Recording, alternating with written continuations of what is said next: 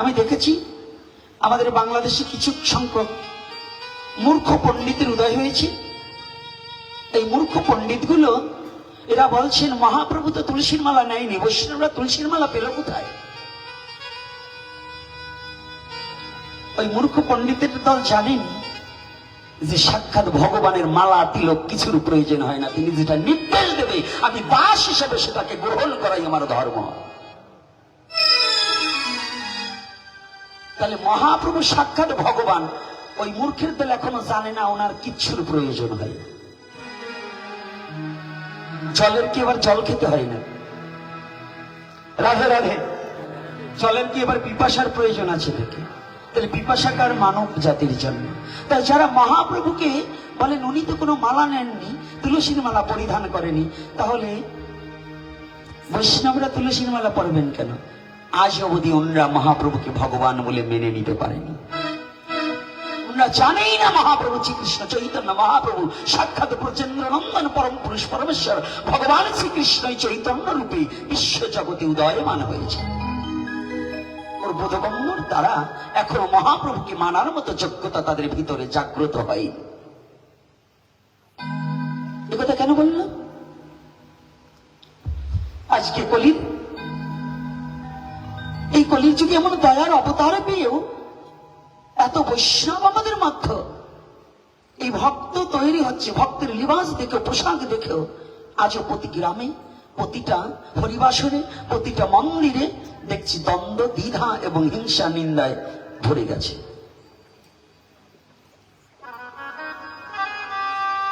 যদি এই কলিহতে জীব একবার মহাপ্রভুকে চিনত, মহাপ্রভুকে জানত, তাহলে কেউ কারো প্রতি কোনো দ্বন্দ্ব এবং দ্বিধা থাকতো না। লীলা কথা পরে, আজকে লীলা কথার জন্য ভগবান করুণা করে পাঠিয়ে দিয়েছে। এটা ভগবানের ইচ্ছা। আজকে আমার বিল্লমঙ্গল বাবা নিজে আসতে পারেনি, আমার গৌর হরি করুণা করে টেনে এনেছে। আজকে গৌরের ইচ্ছা হয়েছে সেই অসুরকে চরণধুলি দান করবার জন্য দেবতার যেতে হয়, মানে যেটা সুর সংসারী ভালো না তো তাই। কেন বলছি এটা কথা? আগে এই সনাতন ধর্ম সম্বন্ধে জানতে হলে, যেমন একটা ঘরকে তৈরি করতে হলে 4টি স্তম্ভকে তৈরি করতে হয়, সনাতন ধর্ম হৃদয়ে ধারণ করতে হলে 4টি বস্তু তার হৃদয়ে ধারণ করতে হবে। সে 4টি বস্তু কি? সনাতন ধর্ম যেমন ঠাকুর রামকৃষ্ণ পরমহংসদেব বলেছিলেন, যিনি সত্যকে ধরে আছে তিনি ভগবানের কোলে শুয়ে আছে। ঠাকুর রামকৃষ্ণদেব বললেন, যিনি সত্যকে ধরে আছে তিনি যেন ভগবানের কোলে শুয়ে আছে। সনাতন ধর্মের বীর পুরুষের কথা কত বলবো জানেন? কোথায় বলবো, কি করে বলবো? সনাতনী জাতি এখন মিথ্যাবাদী হতে চাচ্ছে। মিথ্যা থেকে যতদিন পর্যন্ত সনাতনী জাতি সত্যের পথে না আসতে পারবে, ততদিন যাগ যজ্ঞ ধূম ব্রত উপবাস যাহা কিছু করুক না কেন, এরা বিন্দুমাত্র ফলপ্রসূ হবে না। যত লিবাসধারী হই না কেন, যত মালা তিলক গেরুয়া বস্ত্র পরিধান করি না কেন, যতদিন পর্যন্ত সত্যের পথে আমরা হাঁটতে না শিখব, ততদিন পর্যন্ত ধর্ম আমাকে রক্ষা করতে পারবে না। কারণ আমি নিজেই যদি ধর্ম রক্ষা না করি, ধর্ম কি আমাকে রক্ষা করবে? তাহলে আগে আমার ধর্ম রক্ষা করতে হবে, তাহলে আমাকে ধর্ম রক্ষা করবে। তাহলে 4টি বস্তু কি? প্রথম হচ্ছে সত্য, দ্বিতীয়তে সরলতা, তৃতীয়তে প্রেম, চতুর্থতে পবিত্রতা। এই 4টি বস্তু বিহীন যদি সনাতন ধর্মের কোন মনুষ্য জাতি হঠাৎ সাধু হতে যায়, তাহলে পারবে না। ওটা লোক দেখানো হঠাৎ সাধু আছে না আমাদের মধ্যে? হ্যাঁ, দেখবেন আমাদের এই সাধুদের মধ্যেও আছে, কেবল 3 মাস ধরে নিরামিষ খেয়ে ওর গরমের চোটে গ্রামের অন্য ভক্তরা কাছেই বেরোতে পারে না, আছে না? যুগ যুগ সাধনা করছে, তারা বলছে আমি কিছু নই, আর উনি 3 মাস ধরে একটু নিরামিষ খেয়েছে, ওনার গরমের চোটে ওনার কাছেই কেউ বসতে পারে না।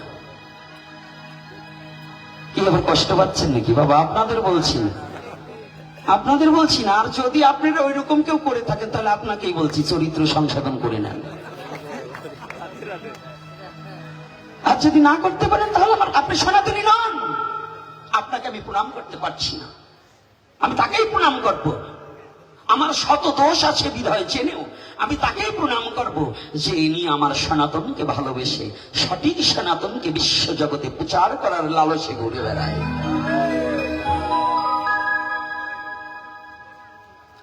ছল ধর্ম আচরণ করার চেয়ে 2 ঘন্টা ফুটবল খেলা অনেক ভালো। ছল ধর্ম আচরণ করার চেয়ে 2 ঘন্টা ফুটবল খেলা অনেক ভালো। তাহাতে রক্ত চলাচল থাকবে, ডায়াবেটিস হবে না, দেহ সুস্থ থাকবে, ডাক্তারের কাছে কম যেতে হবে, দেহটা তো অন্তত ভালো থাকবে। আর এই দেহটা হচ্ছে কি, ওই যে ইট পাথর দিয়ে মন্দির না, ওটা কিন্তু মন্দির না, একটাই গোবিন্দের বিশ্রামাগার হচ্ছে এই হৃদয় মন্দির। ভক্তের দেহ মন্দির তো এই ভগবান বিশ্রামাগার রূপে মেনে নিয়েছে। তাহলে সর্বপ্রথমে কথাটা হচ্ছে কি, সত্য। আপনি জানুন এই সনাতন ধর্মে এমন বীর পুরুষের জন্মগ্রহণ করেছে, একটা সত্য কথা বললে তার প্রাণ বেঁচে যেত, তথাপি তিনি সেই একটা মিথ্যা কথা বললে তার প্রাণ বেঁচে যেত, কিন্তু তিনি মিথ্যাকে আশ্রয় করেন। এই বেশি দিনের কথা নয়,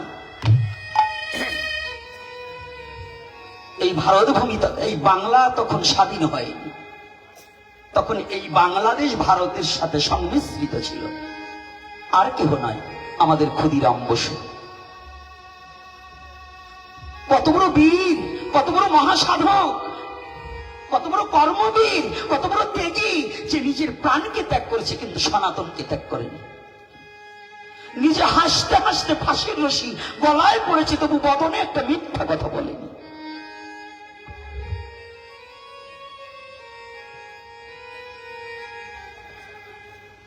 জল্লাদ বললেন, বাবা তোমার বদনখানা দেখে আমি জীবনে কতজনকে ফাঁসি দিয়েছি, কিন্তু আমি কাউকে দেখে আমার এই কঠোর নয়নে কোনোদিন অশ্রু গড়িয়ে পড়েনি। তোমাকে দেখা মাত্রই যেন আমার চোখকে, আমার এই নয়ন দুটোকে আমি প্রবোধ মানাতে পারছি না। তোমাকে দেখা মাত্রই আমি কেমন করে তোমার গলে ফাঁসি রশিটা পড়াবো। তুমি যদি পারো একটিবার শুধু বলো যে আমি ভারতবাসীকে মারিনি, এ কার্য আমার নয়, শুধু একটিবার বলো। ক্ষুদিরাম বসু 2টি হাত করে জুড়ে জল্লাদকে বললেন, বাবু আমি তো সনাতনে জন্মগ্রহণ করেছি, সনাতন আমাকে শিখিয়েছে সত্য বলতে। আজ না হয় কাল, কাল না হয় পশু, একদিন তো আমার মরে যেতেই হবে। তবে আমার এই ধর্মে, আমার এই সততায় আমি কখনো কালিমা লিপ্ত করতে চাই না। ও আপনি আমার মায়ায় ওই রশিটা আমার গলায় পড়াতে কষ্ট হবে, চাই না। তবু আমি সত্যকে প্রতিষ্ঠিত করবার নিমিত্তে সত্যকে প্রতিষ্ঠিত করে যাব। বিশ্ব ইতিহাস হয়ে যায়, সনাতনী বীর পুরুষ কখনো মিথ্যার আশ্রয় নেয় না। সনাতনী জাতি কখনো মিথ্যাকে গ্রহণ করে না। আমি এটা বিশ্ব স্বর্ণ অক্ষরে লিপিবদ্ধ থাকবে। আমি হাসতে হাসতে নিজে ফাঁসির রশি গলায় পড়বো, তবু আমি মিথ্যা কথা বলতে পারবো না। আর আমি সেই সনাতনে জন্মগ্রহণ করে আমি মিথ্যাচার দিয়ে, আমি নিজের স্বার্থ সুখ ভোগ বিলাসের লাগি আমি মিথ্যা কথা বলে আমার ধর্মকে জলাঞ্জলি দিচ্ছি। তাহলে কবে আমি সাধু হব? কবে আমি ভক্ত হব? কবে আমি বৈষ্ণব হব?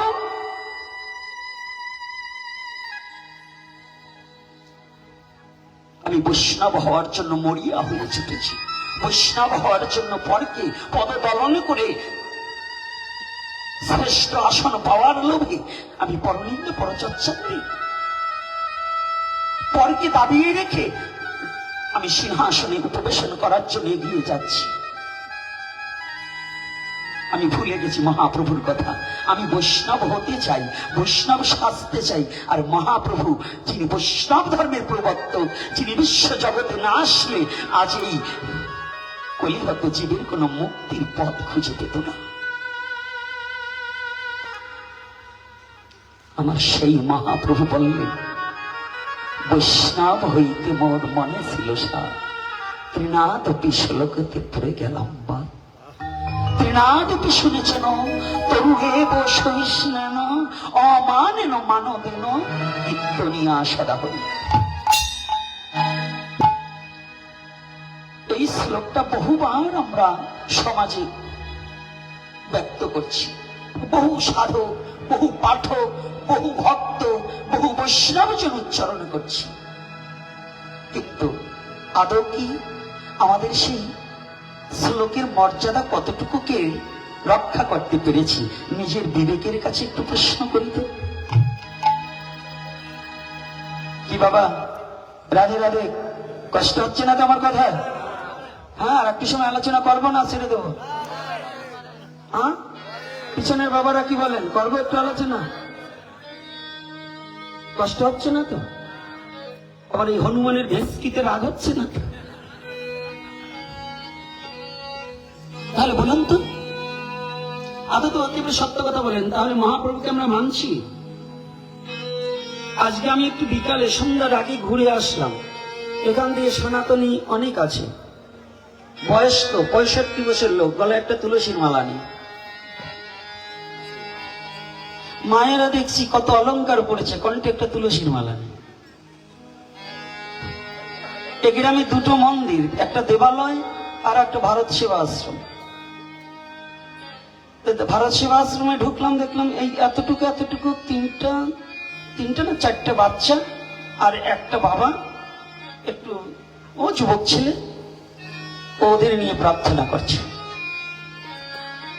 এই গ্রামে এত হিন্দু, মন্দিরে প্রার্থনা হচ্ছে, ওই মন্দিরে একটু যাওয়ার মতো হিন্দু নেই। এখনই দলাদলি করেন, মাইরের বেলায় দেখবেন এই মাতবার কয়টা আগে দৌড়ই যাবে, লাঠি নিয়ে যাবে। কিন্তু মন্দিরে প্রার্থনার সময় কিছু নেই, কিন্তু মন্দির নিয়ে দ্বন্দ্ব বাঁধল। শিব মন্দির দেখলাম একজন ভক্ত গিয়ে একটু আগরবাতি দেখাচ্ছে। তো এই গ্রামে এতগুলো লোক থাকতে দুটো মন্দিরে দুজন ব্যক্তি ঠাকুরকে আরতি করছে, অথচ যুবক ছেলে যুবতী মায়েরা এবং এমনি মায়েরা বাবারা রয়েছে। এখানে দ্বন্দ্ব বাঁধাবার বেলায় ঠিকই আছে, আমি সনাতনী। মন্দির নিয়ে ঝগড়া করার মতো সনাতনী আছে, কিন্তু মন্দিরে যে মাকড়সায় জাল পাড়িয়েছে, তেল ঢালতে ঢালতে নোংরা হয়ে গেছে, মন্দিরে ঘাস জ্বালিয়ে গেছে, ছাগল ঢুকছে, তা রক্ষা করার মতো সনাতনী একজন পাচ্ছি। লজ্জা করি না আপনার? আপনার তো লজ্জা করা উচিত যে সংস্কার না করে আপনি দেশের মাতবার সাজতে চান, আপনি দ্বন্দ্ব বাঁচাতে চান, আপনি সমাজকে নোংরার পথে ঠেলে দিতে চান, কিন্তু ধর্ম প্রতিষ্ঠাতা করছেন না, ধর্মকে পরিষ্কার রাখতে পারছেন না। আপনি কেমন মানুষ? আপনি গ্রামের কেমন বুদ্ধিমান? আপনি গ্রামের কেমন ভক্ত? আপনি গ্রামের কেমন মোড়ল? যে মোড়লের দ্বারা সমাজ কলুষিত হয়, সৎ পথ অবলম্বন হয় না, সে কখনো জ্ঞানী মোড়ল নয়, সে অজ্ঞানী অন্ধকারের মধ্যে ডুবে আছে। তার দ্বারা কখনো ভালো কাজ সমাজে হতে পারে না। কষ্ট পাচ্ছেন নাকি? হ্যাঁ, আবার যাবার সময় মারবেন না তো, কারণ আমি যেখানে যাই আগে ওই গ্রাম পরিষ্কার করতে হবে। খালি মালা জপ করলার কত্তাল বাজালে পরের দিন ওই ছাগলের লেদিতে খাতি হবে না। এই পুরাই বাড়ি ছাগল পালে আর মুরগি পালে, ছাগল মুরগি পালা বন্ধ করতে হবে। আর দ্বিতীয়ত হচ্ছে যেটা ধর্ম সেটা প্রতিপালন করতে হবে। আমরা সনাতনী। তবে যে বাবা ভারত সেবা আশ্রমে করেছে, আমার কিন্তু প্রণবানন্দ মহারাজের জন্মস্থানের পাশেই আমার জন্ম। ভারত সেবাশ্রমে কিন্তু রাধাকৃষ্ণ মন্দির আছে, তুলসী বেদি আছে, বৃক্ষ আছে, কিন্তু জানেন মূল জায়গায় সঠিক আছে, বাইরে বেরোলে আপনাদের একটু সমস্যা হয়। ওই আপনাদের মন্দিরে দেখলাম না একটা কৃষ্ণের বিগ্রহ, শুধু গুরুদেবের বিগ্রহ রাখলেই হবে না। জগৎপিতা জগৎগুরু যিনি, তিনি হচ্ছেন পরমপিতা পরমেশ্বর ভগবান শ্রীকৃষ্ণ। তিনি বেলুর মঠে যাবেন, মায়ের মাথার উপরে জল ছাপায় ওমকারের মধ্য রাধা গোবিন্দ যুগল মূর্তি দেখতে পাবেন। আর যত ভেজালের গোড়া কিন্তু আমাদের মধ্যে, মূল জায়গায় ঠিক আছে কিন্তু আমাদের জায়গায় ভুল আছে। এজন্য আমি অনুরোধ করে যাব, দুটো মন্দির দেখে আমার ভালো লেগেছে, কিন্তু সর্বপ্রথম আমি আগেই বলছি যে আমি কিন্তু ঘরে আগুন লাগাতে এসেছি। এ কারণেই বলছি, আজকে দেখুন সারা পৃথিবীতে যেভাবে গৃহযুদ্ধের আয়োজন প্রস্তুতি চলছে, এই গৃহযুদ্ধকে যদি নির্মূল করতে হয়, আপনার আমার একমাত্র চরিত্রকে পরিবর্তন করতে হবে, তা না হলে হবে না। সে হিন্দু হোক, মুসলমান হোক, বৌদ্ধ হোক, খ্রিস্টান হোক, যদি তার নৈতিক চরিত্রের পরিবর্তন না ঘটাতে পারে, সে নামাজ পড়ুক আর সনাতনী হয়ে মন্দিরে যাক, মালা জপ করুক, নাম জপ করুক, তাতে কোনো কাজ হবে না, কাজ হবে। জানেন একজন সাচ্চা মুসলমান সে কি বলে জানেন? একজন সাচ্চা মুসলমানও বলে যে আল্লাহ আমাকে তুমি আমার চরিত্র সংশোধন, আমি যেন সৎ পথ অবলম্বন করে আমার শেষ নিঃশ্বাসটা পরিত্যাগ করতে পারি। একজন প্রকৃত হিন্দু যিনি সনাতনী জাতি, হিন্দু হচ্ছে জাতীয়তা কিন্তু আমার ধর্মের নাম সনাতন, একজন প্রকৃত সনাতনী তিনি ভগবানের কাছে সকালবেলা উঠে একই মাত্র প্রার্থনা, প্রভু তুমি আমাকে খাঁটি সনাতনী না করে তুমি যেন আমার শেষ নিঃশ্বাস পরিত্যাগ না করো। খাঁটি সনাতনী মানে কি? আমি মিথ্যাকে আগে পরিত্যাগ করব। আমি প্রথম বলেছি 4টি স্তম্ভর প্রথম হচ্ছে সত্য, আর যদি তার সত্য রক্ষা করে তাহলে তার সত্তা রক্ষা পাবে। সত্য আর সত্তা কিন্তু আলাদা। সত্য হচ্ছে বস্তু আর সত্য হচ্ছে বাক্য। নাকি বাবা, না ভুল বললাম? সত্তাটা কি বুঝায়? সত্তা হচ্ছে যে শক্তির দ্বারা, যে ব্রহ্ম সত্তার দ্বারা, ব্রহ্মা নয় ব্রহ্ম,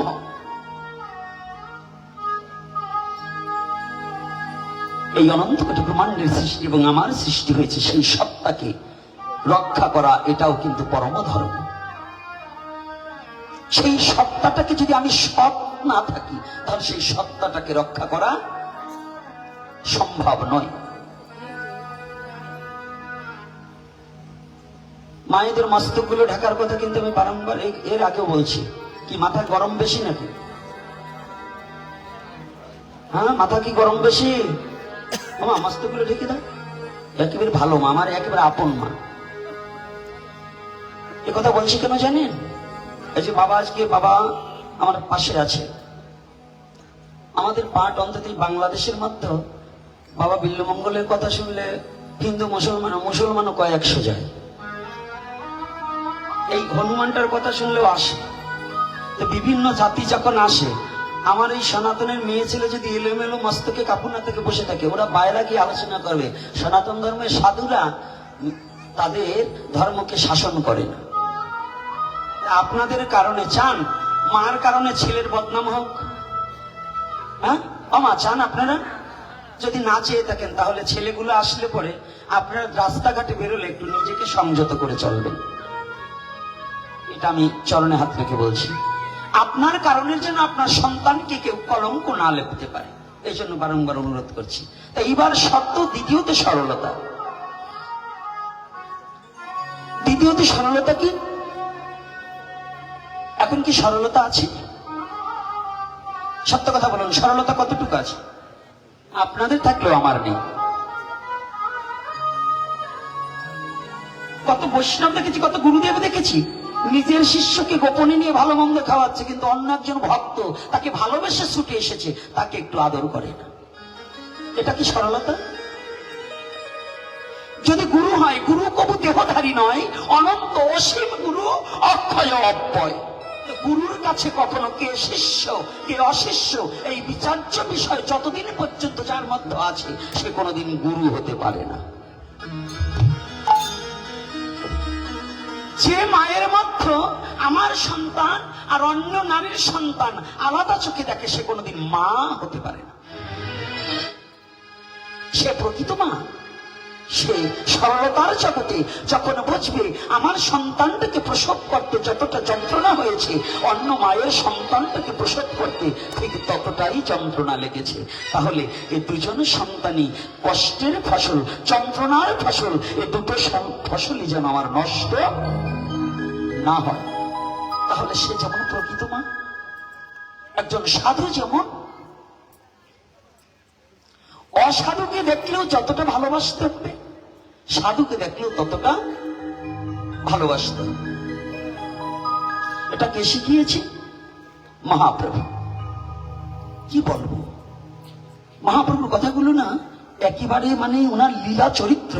পৃথিবীতে যত ভগবান যতবার এসেছে, পৃথিবীতে যত লীলা করেছে, আমার মহাপ্রভুর যে পরিশুদ্ধ লীলার কোন লীলায় হতে পারে না। নিষ্কলঙ্ক সুমধুর লীলাটাই হচ্ছে মহাপ্রভুর লীলা। যেদিন ঝাড়িখণ্ড বনের মধ্যে মহাপ্রভু ভাবে বিভোর হয়েছিল, জানা কথা, তো অল্প একটু কাজ দিয়ে যাচ্ছি, সেদিন মহাপ্রভু কি পশু আর মানুষ আলাদা ভেবেছিল? রাধে রাধে জানি। সেদিন যদি মহাপ্রভু এই লীলাটা না করত, চিরশত্রু যে মধুমাখা হরিনামে একাকার হয়ে যায়, এর নিদর্শন মহাপ্রভুর ঝাড়িখণ্ডর বন।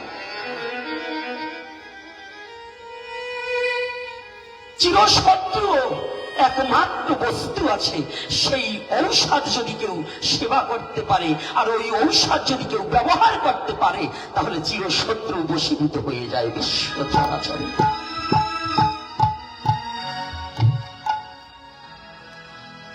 সিংহ কি মানবকে পেলে কি ছেড়ে দেয়? আচ্ছা, বাঘ কি মানবকে পেলে ছেড়ে দেবে?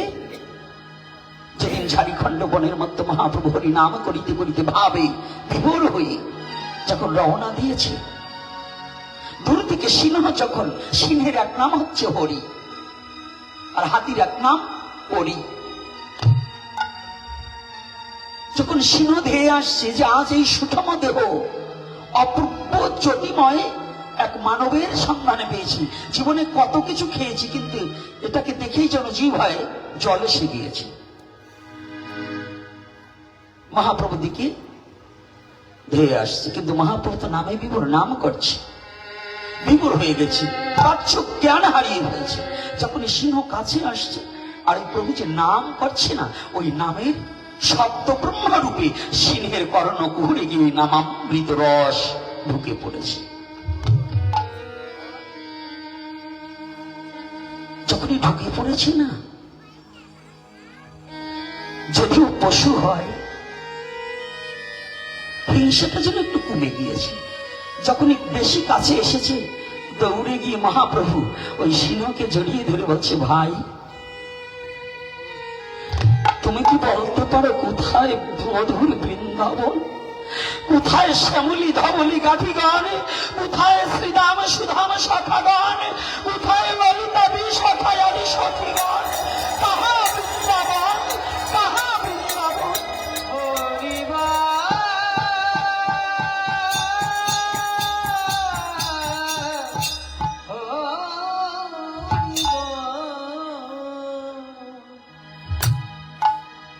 প্রেমের অবতার, প্রেমের ঠাকুর আমার পশুকে জড়িয়ে ধরে বলছে, তুমি বলো, তুমি একটিবার বলে দাও কোথায় মধুর বৃন্দাবন। পূর্বভাবে বিবর হয়ে খুঁজছে আজ ললিতা বিশাখাকে, খুঁজছে শ্রীরাম সুধাম দম্ব সুধাম দাদা বলরাম কি।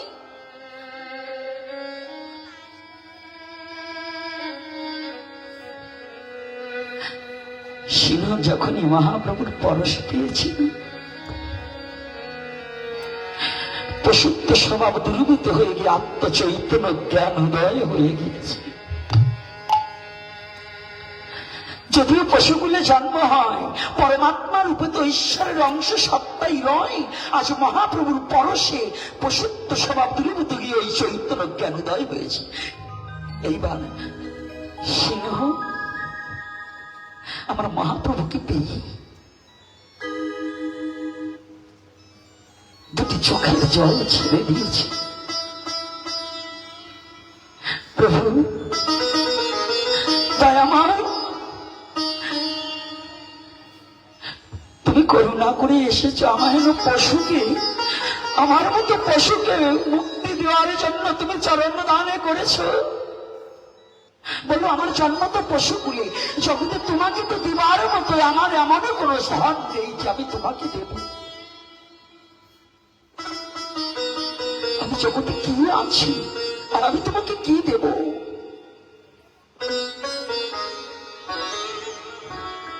তবে প্রভু জীবনে তো কোনোদিন তোমাকে ডাকিনি, তোমাকে ভালোবাসি। আমার আজ মন বলছে পশুকুলে জন্ম আমার, আমি তো পশু, আমার তোমাকে দেওয়ার মতো কিছু নেই। তোমার চরণে যদি একটু তুলসী দেব সে ভক্তি সে শক্তি আমার নেই। আমি যে পশুকুলে জন্মগ্রহণ করেছি।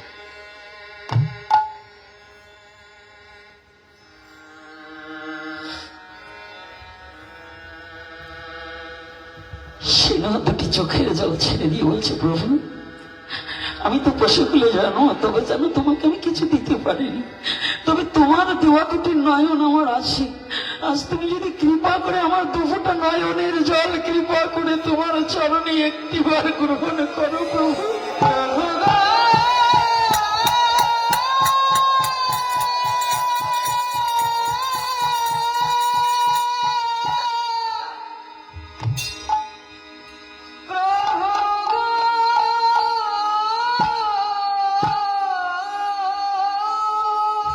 আমি তো পশুকুলে জন্মগ্রহণ করেছি, বলো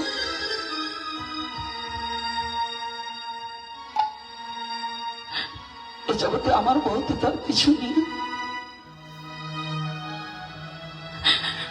তবে তুমি যেন করুণা করে ঝাড়িখণ্ড বনের মাঝে এসেছো, তুমি একটু কাজ করো। জানো প্রভু আমার কোটি কোটি জনম পশুকুলে হোক তাতে আমার কোনো দুঃখ নেই, তবে যেন আমাকে পশুপুরে যে বনের মাঝে পাঠাবে তোমার মতো দয়াল গৌরহরি যেন সেই বনের মধ্যে আমি দেখতে পাই।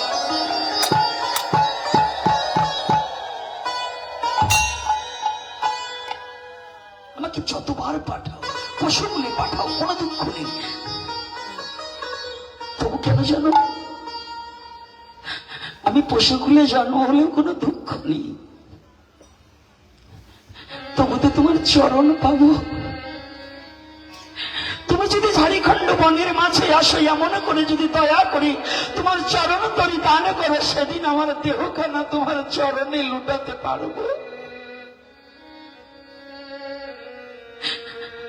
প্রভু এই পশুগুলো জানো, কিন্তু তোমাকে আমাদের আর কি আছে?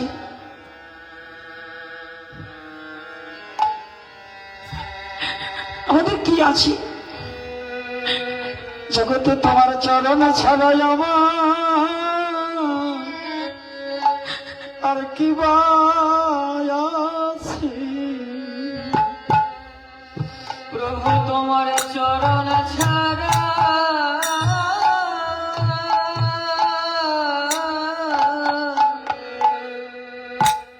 আর কি বা আছে? ওরে তুমি কৃপা করি ওরে তোমার চরণে রেখো,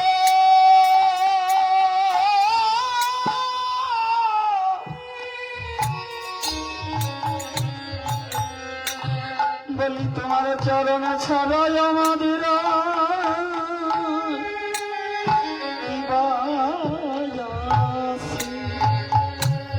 তুমি কৃপা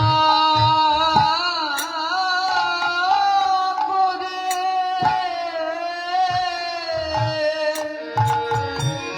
রাধে হা গৌর হরি হা গৌর হরি। তোমার ওই চরণে রেখো,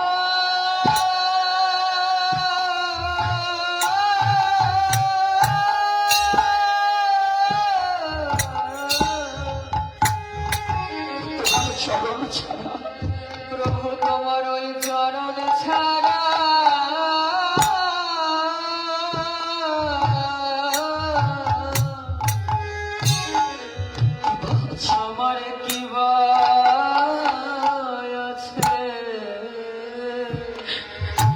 জগতে শুধু পশু পাখিদের নয়, প্রতিটা জীবের ভগবানের চরণ ভিন্ন আর জগতে কিছু নেই। আমার গৌরের চরণে ভিন্ন বিশ্ব জগৎ আর কোনো দাঁড়াবার জায়গা নেই, জুড়াবার জায়গা নেই।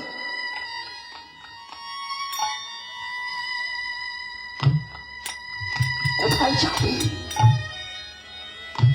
সিংহ যখনই মহাপ্রভুর চরণ তলে গড়াগড়ি যাচ্ছে, কখনো প্রভু নাম করছে, সিংহ নাচছে। দূর হতে মত্ত হাতি দেখতে পেয়েছি।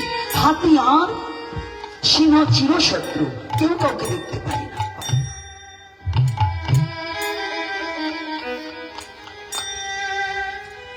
হরি আর করে হচ্ছে চিরশত্রু, কেউ কাউকে দেখতে পায় না। হাতি দাঁড়িয়ে আছে, কি গো, জীবনে তো কোনোদিন দেখিনি সিংহ আর কোন নর একসাথে কোলাকুলি করে। একই আর একই করতে এসেছে।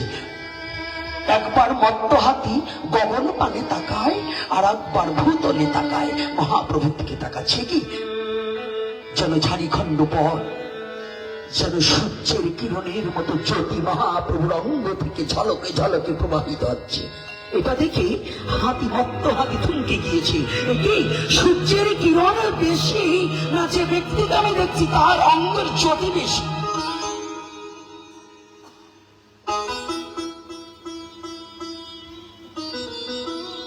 জানেন তো, মহাপ্রভুকে সবাই চিনতে পারেনি, মহাপ্রভুকে সবাই জানতে পারেনি। মহাপ্রভু যে কুলে জন্মগ্রহণ করেছে সেই কুলের অনেক ব্রাহ্মণও কিন্তু মহাপ্রভুকে চিনতে পারেনি। আজও ওই ব্রাহ্মণ কুলের অনেক দুষ্ট বুদ্ধি ব্রাহ্মণ আছে, তারা আজও মহাপ্রভুকে চিনতে পারে, তারা মানে না। ওরাই হচ্ছে দুষ্ট বুদ্ধি ব্রাহ্মণ। ওদের কথা শুনলেই আপনাদের ভজন নষ্ট হবে, আপনাদের জীবন অহৈতুক নষ্ট হয়ে ভজন থেকে সরে এসে আপনাদের নরক পথ দর্শন করতেই হবে। এই জন্য বিনা ভজন বিহীন যদি কোনো ব্রাহ্মণ থাকে তাকে প্রণাম করাও উচিত নয়। তবে দূর হতে প্রণাম করবে, তার স্পর্শ করা যাবে না। ওই বৈষ্ণব ওই রকম আছে, মুখে মুখে বৈষ্ণব কিন্তু মহাপ্রভুকে মানি না। মালা তিলক পারি, কারণ পরের বাড়ি খাতি হলে তো এটা ধরতে হবে। পরের বাড়ি খাওয়ার জন্য অনেক কিছু করতে পারি, কিন্তু ওটা নয়। আমাদের সবচেয়ে আজকে দেখুন মহাপ্রভুর আদর্শটা কি। হরি আর করি মানে হাতি আর সিংহ।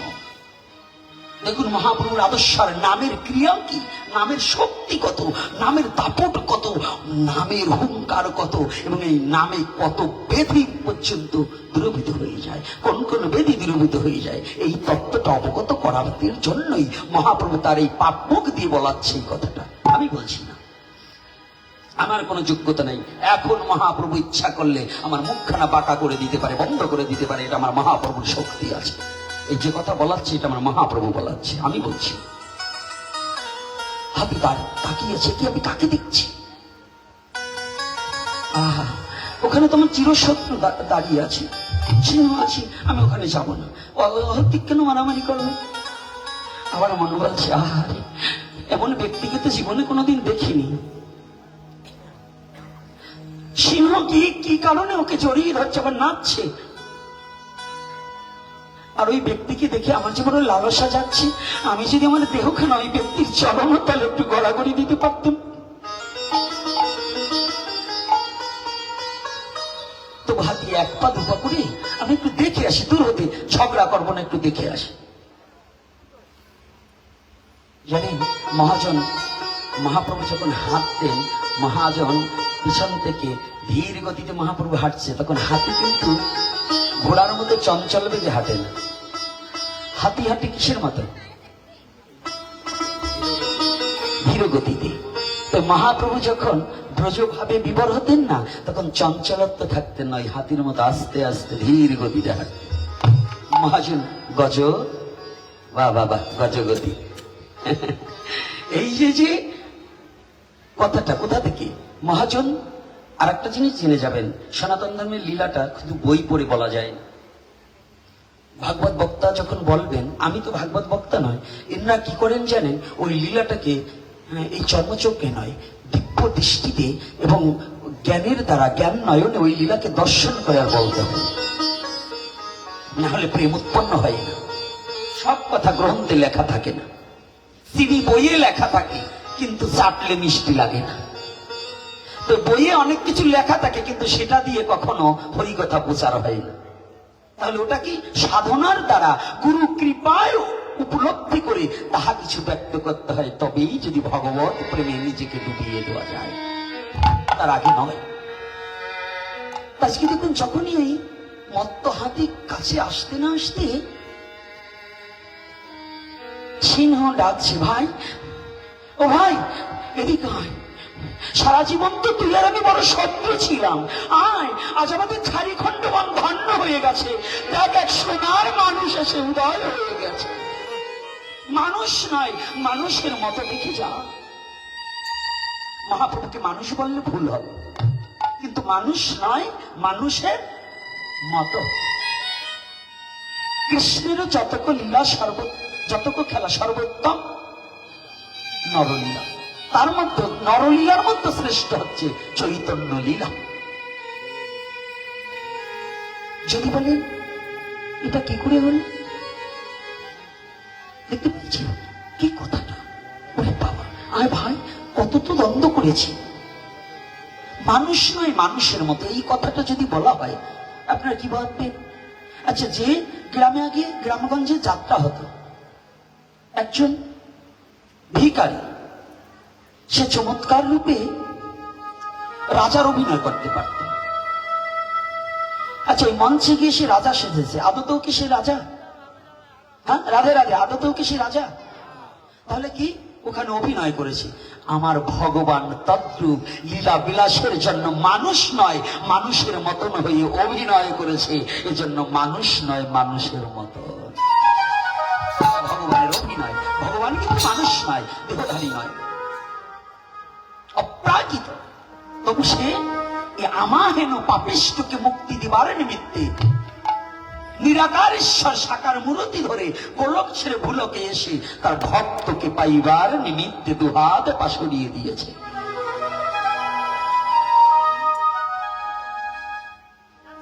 যখনই হাতি এসেছে, এইবার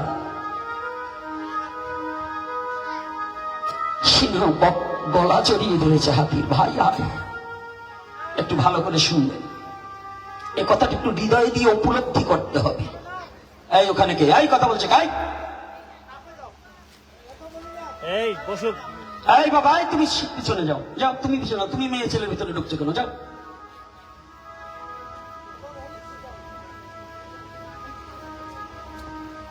জানি তাই, কষ্ট পাবেন না, কারণ সব কথা মুখস্থ কণ্ঠস্থ নিয়ে আসা যায় না, ঠুটস্থ নিয়ে আসা যায় না। আর ওই কুচকাওয়াজ অন্তত আর কেউ না হলেও এই হনুমানটা কিন্তু আসলে কখনো আওয়াজ হতে পারবে না।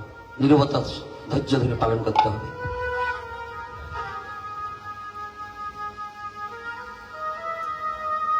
কি হলো?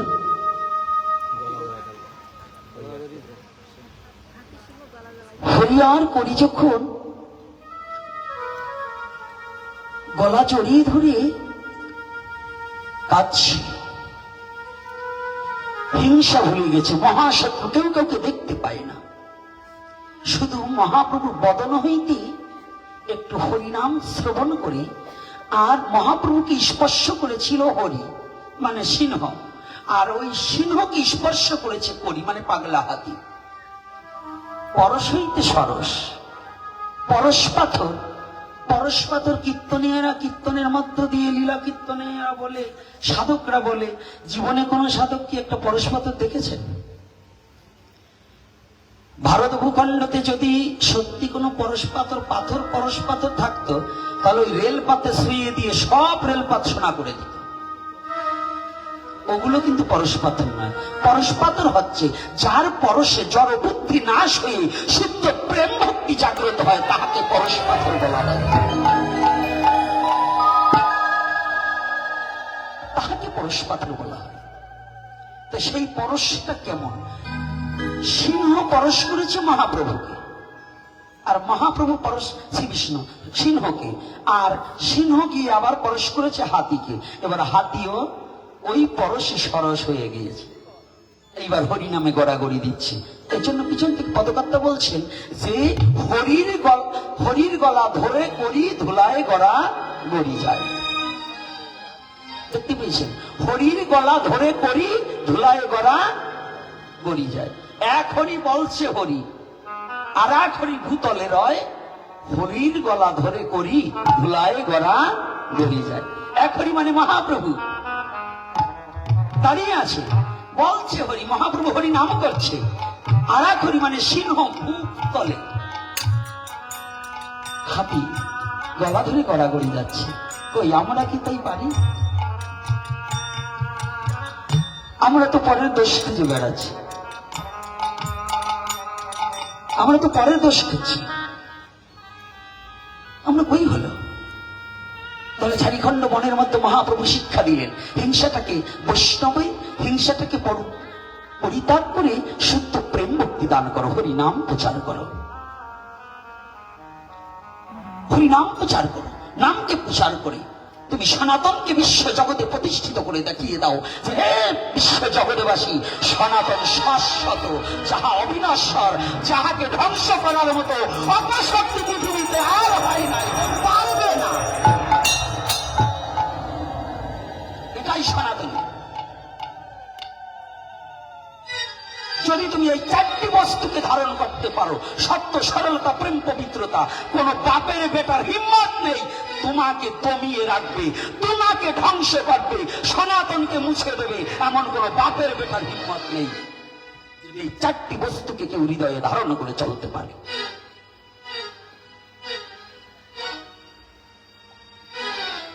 কথাটা কি কষ্ট হচ্ছে? একটু বিবেচনা করে দেখুন। এইবার কি করেছে? আমি যে কথাটা দুটো গেছে, সত্য আর সরলতা, এইবার হচ্ছে প্রেম, পবিত্রতা। আমাদের প্রেম আছে বলুন? কামের হৃদয়ে পরিপূর্ণ, প্রেম কই? যেখানে প্রেম থাকে কাম থাকে না, আর কাম থাকলে প্রেম থাকে। কামনা বাসনা নিয়ে ঘুরে বেড়াই। কাম থাকলেও কোনো ক্ষতি নাই, কিন্তু বাসনা কামনা থাকলেই তো ঝামেলা। কামার প্রেম এক জায়গায় রয়েছে, কিন্তু কামনাটা যদি মেষ দেশলাইয়ের মতো কাঠি আছে, কিন্তু ঘষা না দিলে আগুন জ্বলবে না। ঘষা দেওয়াটাই হচ্ছে কামনা, ঘষা দেওয়াটাই হয়েছে কামনা। এই আসুন, এই প্রেম রাজ্যকে, প্রেম প্রতিষ্ঠিত করতে হলে এই প্রেমের পূজারী একমাত্র শ্রীকৃষ্ণ চৈতন্য মহাপ্রভু। মহাপ্রভু ভিন্ন কোন প্রেমের দেবতা হতে পারেন। এ কবে, কোন দিন? আপনি বলুন, একজন যদি শাস্ত্রকার এখানে থাকে, একজন বলুন মহাপ্রভুর সাথে কারোর সাথে দ্বন্দ্ব হয়েছে? হ্যাঁ, শিবকে বলেন, শিবও একদিন ওই শিবলোক থেকে পালিয়েছে অসুরের দাবরের চোটে। ব্রহ্মা বলেন ওগুলো পালিয়েছে। আমার মহাপ্রভু কোনদিন পালিয়েছে? এই মহাপ্রভু পালিয়েছে? হ্যাঁ, এই লীলাগুলো অনুধাবন করে নিজের হৃদয়ের মাঝে প্রতিষ্ঠিত করতে হবে। এটা প্রতিষ্ঠিত না করলে মানব জীবন ধন্য হবে না। তাহলে এইবার প্রেম, পবিত্রতা। পবিত্রতা আছে। আমি কিন্তু বারংবার বলছি যে কথাটা আমাদের সনাতনী ছেলে মেয়েদের আজকাল তো দীক্ষা দিয়েও হরি বল, গুরুদেবরাও দীক্ষা দিয়ে নিজেরাও করে না, পরেও করতে দেয় না। অর্থাৎ প্রস্রাব করে জল ব্যবহার করতে হবে, পায়খানার কাপড় ছাড়তে হবে, বাড়িতে এই যে মুরগি ছাগল, এই যে গতকাল একটা আমার এক ছেলে পরশুদিন গল্প করেছে, বলছে বাবা আপনার কথা একটা হাসি পেয়ে গেছে। বলে কেন? বলছে আমার এক ঠাকুমা ছিল, আমার ঠাকুরদাদাটা একটু সরল সোজা ছিল। তারপরে বলে তৎকালীন সময় আমাদের ওই বাড়িতে ওনারা মুরগি পুষত। তারপরে বলছে আমরা চরে অঞ্চলে বাড়ি তো, বলে হ্যাঁ, তো এই ঠাকুমা রুটি করেছে সকালবেলা। তা চরাঞ্চলে যারা একটু খাটে পাটে তাদের কিন্তু একটু খেতে হয় বেশি, আর চরের লোক কিন্তু ঝাল খায় বেশি। লঙ্কা বাটা দিয়ে রুটি খাওয়ার অভ্যাস প্রতিদিন। এই যে যারা মুরগি পোষেন তারা একটু ভালো করে শুনবেন, তারপরে বাবার কাছে চামচ একটু এই কথাটা না বলে পারছি না, কারণ এটা বাবা বলবে না আপনাদের, এটা বাবা আপনাদের বলবে না, আর আমার মুখে আটকায় না, তাই বলছি একটু সচেতন হন। তাই রুটি দিয়ে লঙ্কা বাটা দিয়ে খায় তো, তাই ওনার স্ত্রী ওই কর্তা আবার একটু সরল সোজা। তো মাটির তো আসতেছে, ওনার স্ত্রী আবার রুটি করে ওই রান্না করে রেখে একটু বাইরে গেছে যে উনি আসুক, তারপরে লঙ্কাটা বেটে দেব। তো লঙ্কা ভেজে রেখে গেছে বাটিতে ঢেকে, ওই পাটা আবার নামিয়ে রেখে গেছে। পাটা চেনেন তো, শিলুড়ি, ওটা রেখে গেছে। তো ওই মুরগি একটা আস্তে আস্তে এসে ওই পাটার উপরে বসে কায়দা করে দিয়ে গেছে। বুঝতে পারছেন? ওই মুরগি একটা এসে পাটার উপরে কায়দা করে দিয়ে গেছে। কর্তা তো বাড়ি এসে উনি ভাবছে ওনার গিন্নি বুঝি লঙ্কা বেটে দিয়ে গেছে। তো লঙ্কা বেটে দিয়ে গেছে, উনি একেবারে রুটি ধরে ওইটা ভরাইয়ে মুখে দিয়েছে। তো ভরাইয়ে যখন মুখে দিয়েছে, সবাই টবাই খাইছে, তো ওটার স্বাদ তো ওটা আলাদা, ভাল লাগে না, গন্ধ। ধরে আর একবারে গেছে, এই কোথায়? আর একজন ভাই প্রতিজ্ঞা হচ্ছে, কি হয়েছে কাকু? বলছে, এই তোর কাকি কই রে? কি লঙ্কা বাড়ছে, একটু ঝাল নাই। আরো বন্ধ কেন, এই লঙ্কা বাড়ছে কেন? এখন স্ত্রী যখন বাড়ি গিয়ে দেখে কাজ সারছে, ঢাকা রয়েছে লঙ্কা, কিন্তু এই পাটার উপর মুরগিতে কায়দা করছে। তাই এই জাতি লঙ্কা বাটার জায়গায় ওই খাতি হবে যদি মুরগি বসে ঘরে ঘরে। যেগুলো মুরগি পোষে ওরা যে খায় না, এর কোনো বিশ্বাস নাই। বুঝতে পারছেন? আর কিছু বললাম না, যাকার বেশি রসের কথা বলবো না, একটু তীক্ষ্ণ দিলাম। আর একটা তীক্ষ্ণ কথা বলছি, অনেকে আছেন 5ই আগস্টের পরে গলা থেকে মালা খুলে ফেলছেন, আছে না? অনেক সাধুরা শিখাও, আমি দেখছি কয়েকজন শিখাও হরিবোল করে দিয়েছে, মালা তো বলছে, তিলকও পরে না। এটা আপনাদের ভুল ভ্রান্তি ধারণা। এই বাংলাদেশে আমার যে সারা বাংলা ঘোরে না কেউ। তা আমি যে এই মালাগুলো তিলক পরে ঘুরি, আমার একদিন কেউ দেখছেন যে আমি তিলক ছাড়া চলছি? আমাকে তো কেউ ক্ষতি করেনি, আমাকে তো বলেনি ওই চারাল ধর। যারা এই যে মালা খুলে হাঁটছেন 5ই আগস্টের পরে, বাবার নাম কি পাল্টাই বলছেন? হ্যাঁ, নিজের নামও ঠিক রাখছেন, বাবার নামও পাল্টাই রাখছেন, শুধু জগৎ পিতার নামটাকে পরিবর্তন করতে চাচ্ছেন কেন? জগৎ পিতা পরমেশ্বর ভগবান, তাকে পাওয়ার যে পোশাকটা, যে ইউনিফর্মটা, তাকে পরিত্যাগ করছেন কেন? এটা লজ্জা করা উচিত না যে আমি সনাতনী, আমি সনাতনী গর্বের সহিত কণ্ঠে মালা ধারণ করে মরতে চাই। আমি সনাতনী, আমি হরি নাম করিতে করিতে মরতে চাই। আমি সনাতনী, ললাটে তিলক ধারণ করে মরতে চাই। শাস্ত্রে বলেছে, মহা দুরাচারী ব্যক্তিও যদি হয়, দাদা সঙ্গে তিলক ধারণ করে কণ্ঠে যদি তুলসী কাষ্ঠের মালা ধারণ করে যদি তার মৃত্যু হয়, তাকে যমদূত নেওয়ার অধিকার নেই। নাকি বাবা? যিনি আছেন একেবারে শাস্ত্র জ্যান্ত ভাগবত, মানে জীবন্ত ভাগবত, যিনি যা আপনারা আস্বাদন করবার জন্য আরো ছুটি এসেছেন, এবং আপনাদের মধ্য মুকুটমণি, আমারও মুকুটমণি। তবে তিনি আছেন, এই যে কথাগুলো বলছি, এটাকে আমার স্বার্থে বলছি? আমার জাতির স্বার্থে, আমার ধর্মের স্বার্থে। আমার কথা হচ্ছে, আমি শুধু হরি কথা বলবো না। আমার জাতীয় চেতনা যদি না হয়, তাহলে আমার এই হরি কথা ভবিষ্যৎ প্রজন্ম হারিয়ে ফেলবে। সনাতন ধর্ম যে তেজের ধর্ম, যে ত্যাগের ধর্ম, যে দয়ার ধর্ম, যে করুণার ধর্ম, বিশ্ব জগৎকে ভালোবাসার ধর্ম, সে ধর্মটার নামই সনাতন ধর্ম। পরনিন্দা পরচর্চা সনাতন ধর্ম করে না। সনাতন ধর্মের সাধুরা কোনো অন্য ধর্মের নিন্দা করে না, কিন্তু আমি দেখেছি অনেক অহিন্দুরা সনাতন ধর্মের নিন্দা করে, অনেক অহিন্দুরা সনাতন ধর্মের নিন্দা করে। এটার একটা কারণ আছে, বুঝবেন? আপনি একটা জিনিস আনবার যাবেন আর একজনের বাড়ি, আপনার থাকলে কি আনবার যান? হ্যাঁ, আপনি আনবার যান কখন? আপনার যখন নাই। তো নিজের ধর্ম চর্চা না করে যে অন্যের ধর্ম চর্চা করে, বুঝবেন ওর পুঁজি নাই, ওর ব্যাগে কোনো মাল নাই, এই জন্য অপরের কাছ থেকে ধারা নেই। আর যার আছে সে নিজেরটাকেই চর্চা করে। তাই এজন্য বলছি, এ সনাতনী, তোমার মাতৃভান্ডারে কোনো ধনের কম নাই, তুমি খুঁজতে শেখো, তাহলে খুঁজলেই সমস্ত কিছু মিলে যাবে, কোনো কিছু কম নেই। তুমি সনাতনে এই পৃথিবীতে এমন কোনো বস্তু নেই, সনাতনে আছে সবই, তুই যাহা পাবি তাহা পাবি। তাই আর দীর্ঘায়ী না করে আমি যেখানে আজকে মিলন মেলায় এমন ভাবে যিনি অযাচিত ভাবে চাইলে যে দিয়ে যায়, তারে বলে পড়শি। না চাইতে দিয়ে যায় তাকে বলে পড়শি, আর বিনা আধারে মাছ ধরে তাকে বলে বড়শি। আধার দিয়ে মাছ ধরলে ওটা তো লোভে খাওয়া হলো। যদি আধার ছাড়া মাছ ধরা যায় এটাকে হয় বড়শি। আর চাইলে তো সবাই দেয়, না চাইতে যে দিয়ে যায় তাকে বলে পড়শি। পড়শিকে যিনি মনের ভাব বুঝে দুঃখ নিবারণের জন্য এগিয়ে আসে তাকে বলে পড়শি। তা আমার বাবা আজকে আমার পড়শি, কারণ কি জানেন? আজ দুপুরে অসুস্থতা, হয়তো গৌরী কৃপা করে আমাকে বাঁচাবার নিমিত্তে আবার করুণা করে চলে আসে।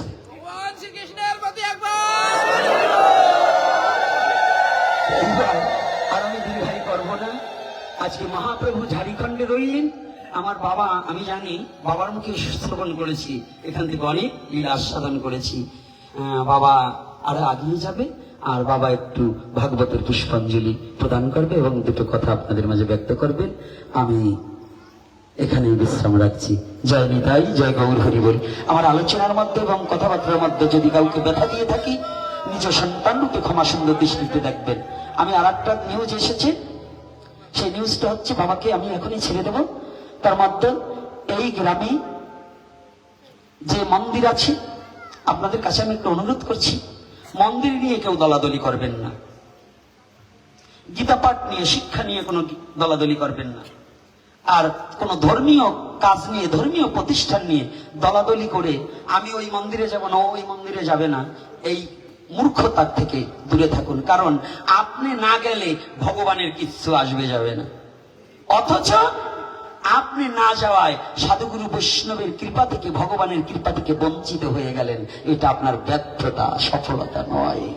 তাই আমি আশা রাখবো আগামী দিন থেকে আপনারা আসুন, নিজের ভুলটা নিজে সংশোধন করে নিজের স্বধর্মকে প্রতিপালনের জন্য এগিয়ে আসুন এবং সিংহ বিচ্ছের মতো, সিংহ শাবকের মতো হুঙ্কার দিয়ে সনাতন ধর্মের দিকে এগিয়ে আসুন, যেন হৃদয়ে ধারণ করে সমস্ত অন্ধকার দূরীভূত করে দিয়ে মহাপ্রভুর সেই নামের আলোক পত্রিকা যেন চতুর্দিকে ছড়াতে পারি, এই আশা ব্যক্ত করে আমি বিশ্রাম দিচ্ছি।